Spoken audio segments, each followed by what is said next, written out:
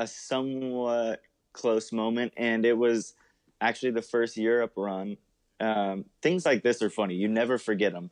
And it's like such a, it might be a small deal in his head, but to me, it's like, oh, I'll never forget to make sure that the backline company provides a spare head, because that's something that, on our rider, it has that listed, right? Especially when you're over there. Yeah.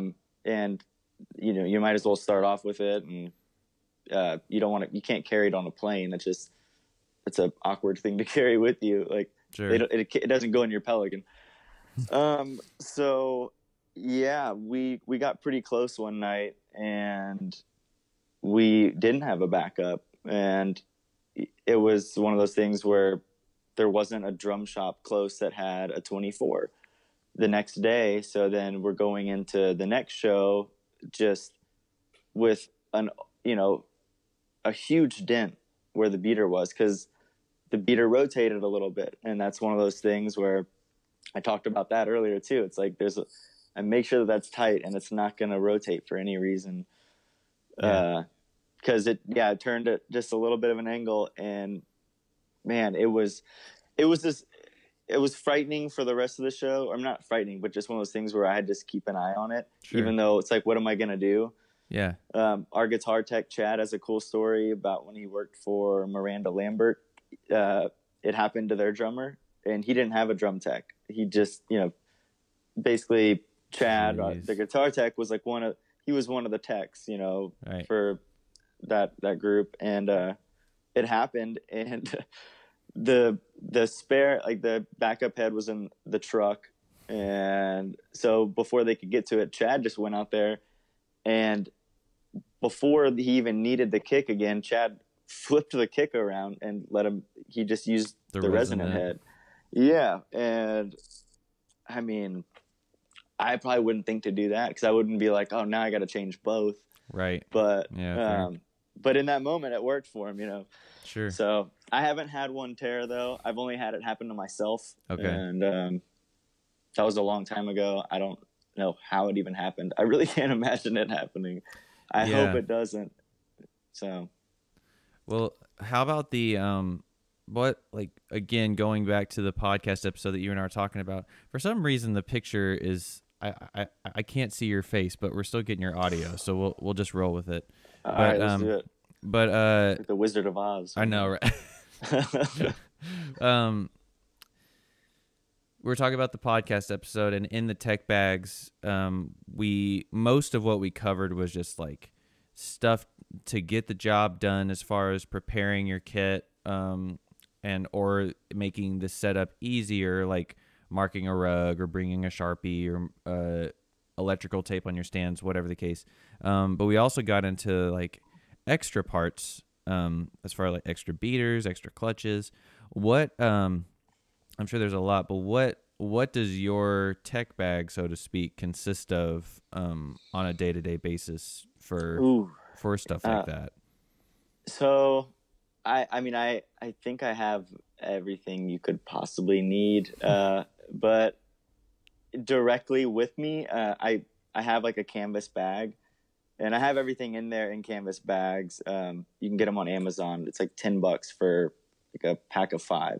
And they're really helpful, because you throw a piece of spike tape on it and label it. So it's like, if I need something that's kind of like a odd thing that just might pop up, I can at least access it quickly, and find it. But I don't have to have it out all the time. In my bag, though, it's like I have, you run in, especially for fly dates, you run into, no one ever has the right felts on stands. It's always like 2 pancake thin ones, of course, and so it's like just cymbals swinging. So I carry the actual felts that are on the Yamaha stands that we're used to. Yeah. So I don't have cymbals running wild and being weird. I always have a spare clutch in this canvas bag that I keep out. I have my multi-tool on me. Man, there's so many things. In general, I have spare XLR, quarter-inch MIDI cables in case, and those other things are for the triggers or anything that might happen. Right. Man, I mean, everything, even down to I carry a little a straight razor in case I have to cut a port and a kick head. Yeah. Which came up the other day. We were talking about that, showed up and it's a beautiful kit and it's just like, oh, awesome. There's no port, on that head. And, I mean, I could use a knife or something, but it's nice to use what you're used to, which is for me, a razor. And sure. And I had the ring and I had the razor and it's great. Another thing is those Remo Impact, like the Flam Slam things, the little Kevlar ones though. I bring those because the clear plastic ones that come with like Evans and stuff like that, just, if something's going to dent it right there, it's going to dent it with that. Right. And whenever I had that issue in Europe last year, when I had to, ride out a show looking at this huge dent right where the beater's hitting every hit of the, for an hour and a half. Yeah. Before that, I actually did, I put one of the Flam Slams over it, and it gave me a little peace of mind, sure, to feel like it might not go out. I carry backup mounts for like the pad, DTX, the rack tom, because it's a pretty specific, not a specific Yamaha one, but I mean it's a short stem and like a short arm and a long rod, I guess, or I might have that backwards. It's a 945 CLB. I know the product, number, just from having to, specifically order that. Right. But yeah, like it's weird stuff like that. You learn the artist you're working for, so you can cater to them. Like, if I was out with someone else, it might be, different things, obviously, depending on what brands they use. But, I don't know. Spare locking pieces for boom arms, so, to have peace of mind on that. Basically anything that can come undone, it's like you want to have a backup because someone might have just, stripped it or cranked it down too hard. Or, right. Weird stuff, there's always something weird. And you just kind of have to be prepared for it. It's like when I look at my Pelican case, I can go, left to right on the kit and think of anything that could go out. And it's small things. And you just know in that moment that you have that. Yeah. So that's kind of how I go about it. Right. Are you, I mean, I'm sure you're retuning the kit at every sound check, but are you, we talked a second ago, you were saying how you would tune depending on what was appropriate for whatever the setting was. Do you tune Jeremy's kit the same every show, or does it depend on what room you're in? I mean, there's going to be variables. Like, sometimes there's like an AC duct close by, and I go back and forth because I know exactly what it's going to sound like or what it should sound like in the ears, on his pack, and he's hardwired, so I can hear it really well. Yeah. And, I take advantage of that, time I have with the hardwired pack. And, some rooms are different too, phasing wise, the size of the stage. So, Mike, who's our monitor engineer, and I will, make sure that the snare's cutting like it normally is. Cause, it can be, he can love it on the last hit of the night, the set from the night before. Right. And then you get into that room and, I learned quickly that, it's just, he can't hear it that day because it's phased out, or when the band comes in, it just gets, really phasey or something. So we work on all those things. But then toms and everything, it's pretty much the same, the overtone can be a little bit different, and also traveling in cases, temperature, things like that. we'll kind of, change things up for you. One thing I'll do sometimes is, and there's this guy in Austin who makes all these videos. He's a tech, and I think he's worked with like Kenny Arnoff and people like that. His name's Kenny Sharretts. I don't know if you've ever. I do know who he is. I've never met him, but I know who he is. Yeah. Yeah. So I saw him do this weird trick in one of his videos, and I swear, I mean, maybe it's just a mental thing, and I think I'm like, yeah, it works for sure. But he, whenever he was kind of like, retuning a rack tom that still had a, brand new head on it, but had, been played for like an hour or so on a session. Yeah. He kind of reseated it by blowing into the port, and like letting the heads actually, separate from the bearing edge. Oh, uh-huh. So it kind of like, evenly reseated it. And after he did that in the video, he goes around, and is tuning it again, and the pitches are actually perfect. But at first they seem off because it's kind of slipped a little bit. Yeah. So I started doing that with the rack. I'm obviously not going to put my mouth up to the floor tom and right. if I did, I wouldn't tell anybody.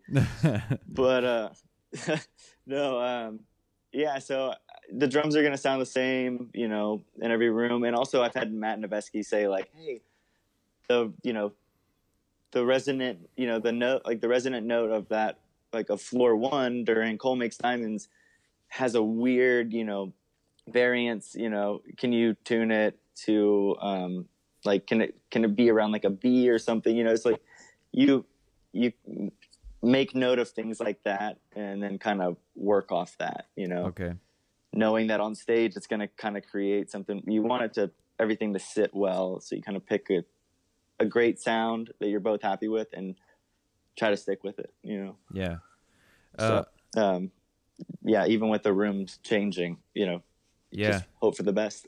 How often are you having to, well, first question, how long has Jeremy been on this Silver Sparkle kit? Is that the same kit y'all are still using right now? That is. We, God, and the kit's amazing. Yeah, that Absolute Hybrid Maple. We got that kit. We were waiting for it and really excited about it, and we got it when we got back from Europe last year. So it's coming up on being a year. Okay. That we've had that kit. And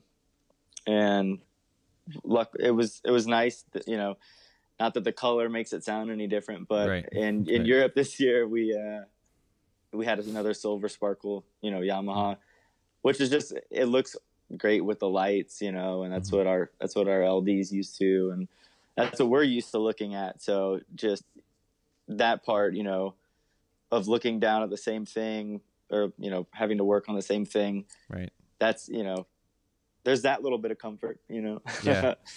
So, but yeah, we've had that for almost a year now, and I'm excited to get back to it. Okay. It's such a joy to work on. Yeah.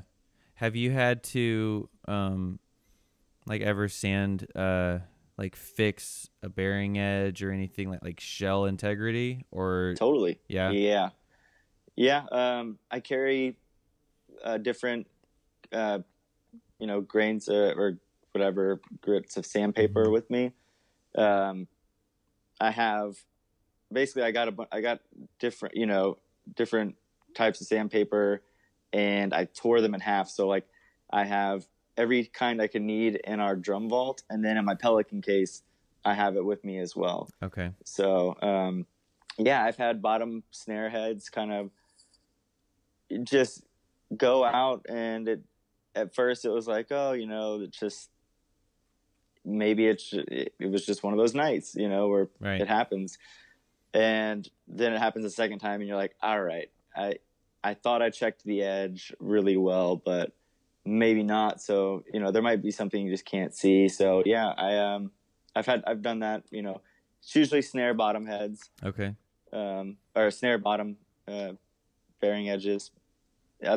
And also, some snare beds might not be wide enough.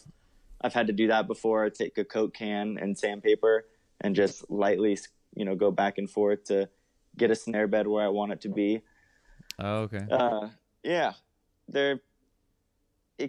first time is kind of like this nerve-wracking feeling where you're like, okay, like I hope I hope I make it. I hope I improve it. Right. But right. you gotta know. I mean, you've looked at them for so long, and Mm-hmm. I've been to different I've been to drum shops where they're building my drums, and I participated in that, and so I'm confident now, enough to carry the sandpaper with me in case I have to do it, Yeah. and not be guessing. Right.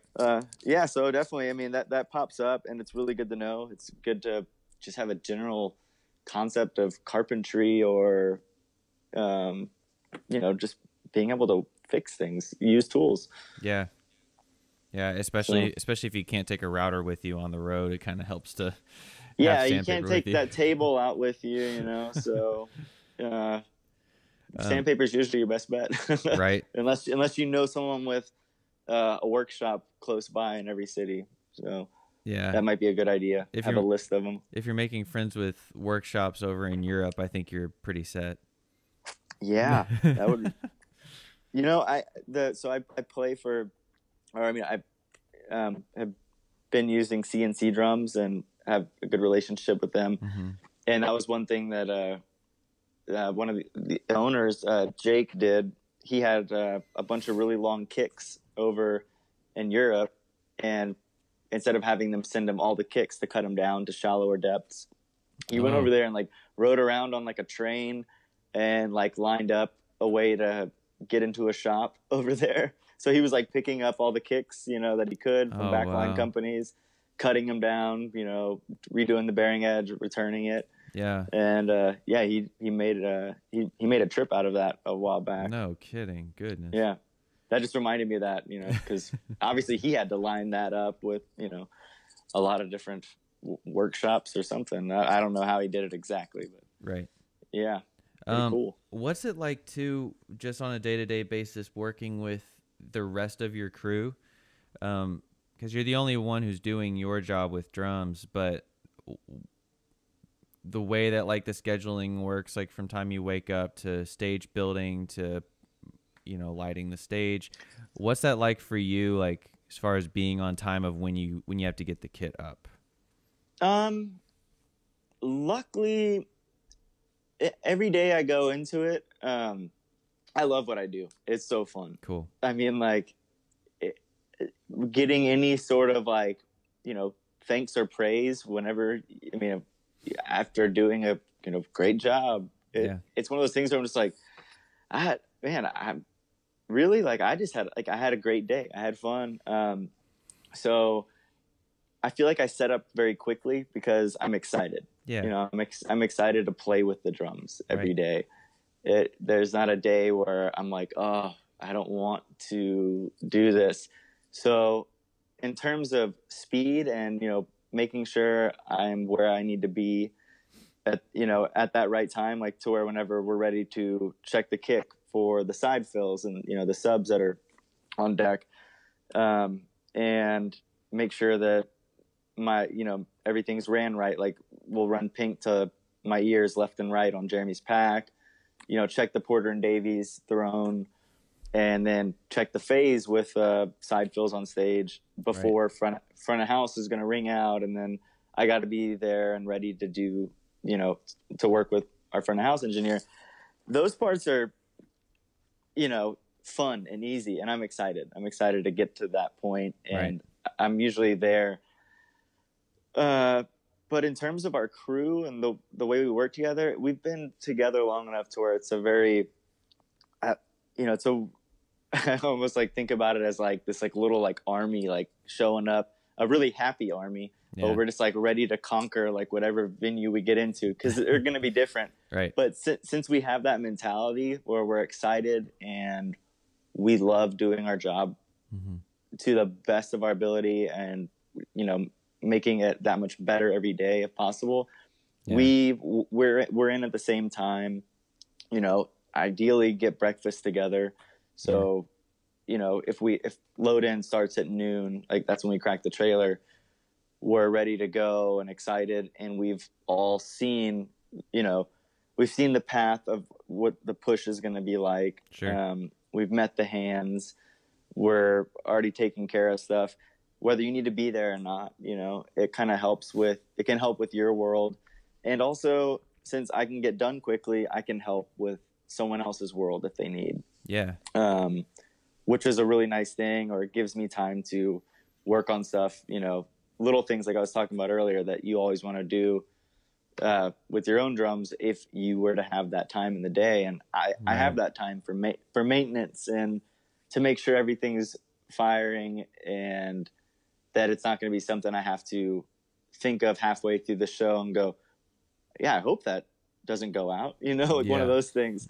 So, yeah, I mean, typically we're in at noon. Sometimes it's 11, sometimes it's 1. Sure. It just depends. And, but typically noon. And then,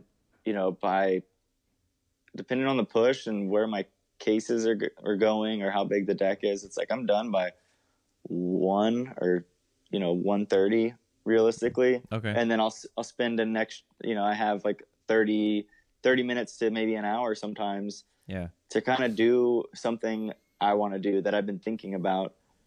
And I try to use that time, whether it's fixing a case or just anything that's been on my mind, instead of letting it sit on a list of things. I look for things almost to knock out before anything, before I have to fix it. It's I take care of it then.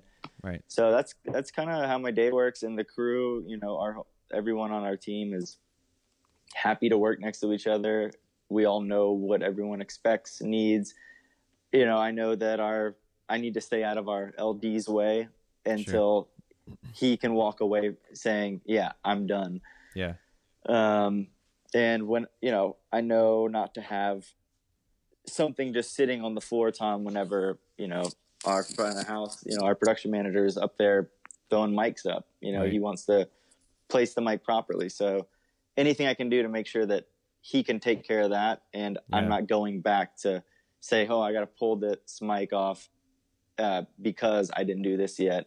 Right. So yeah, you just, you're very aware and courteous, at least, of what everyone else needs to do. Mm-hmm. So you want to make their day easier, and they make your day easier. It's just, yeah. And we've gotten really good at it. Nice. It's fun. It makes it really fun. Yeah. Well, dude, thanks for taking time out of your day to let us into your world. You're the first drum tech that I've interviewed for DrumChats, and so to get your especially again time being so timely with podcast release, the episode on tech bags, having the point of view of a drum tech, whether for some other drum tech or even drummers who are teching for themselves, it's good to know what you guys are using out on the road to make it easy and streamlined. So again, thanks for taking time to let us into your world, man. Oh, dude, totally. Yeah. It's we talked about that earlier. It's really weird, whenever I first started, kind of having that, nervous feeling going into it. Do I have everything I need? Do I know what I'm doing? And I remember trying to look it up, and, because now you Google everything, and right. I couldn't find anything, and you bring too much at first, and then you leave things home, and then you realize that you need them. It's great to, if you know a drum tech, or, Instagram, if you see there's a drum tech that you follow, it's you should definitely hit them up, because it's one of those things where I wish that I would have had access, easily to, what am I supposed to bring in my Pelican or my work box? And sure. Yeah. So yeah, anytime, if anyone has any questions, just contact me. I'll help you out with that too. For sure. We'll I'll make sure to put your socials and stuff on the description below in this video. And guys, if you're following Blue October or have not followed Blue October, you should check them out and stay in tune with their upcoming tour dates. And hopefully you guys come back to Nashville this year. I'd love to see y'all again. I know we are. I think you are. Yeah. Okay. I want to say, I think we might be there on Halloween. Nice. That's what it says, at least. So we'll see. Tentatively, maybe I'm not supposed to say that. I don't know. I don't know these things. I saw it on the Google Calendar because I'm always excited to go to Nashville. So yeah.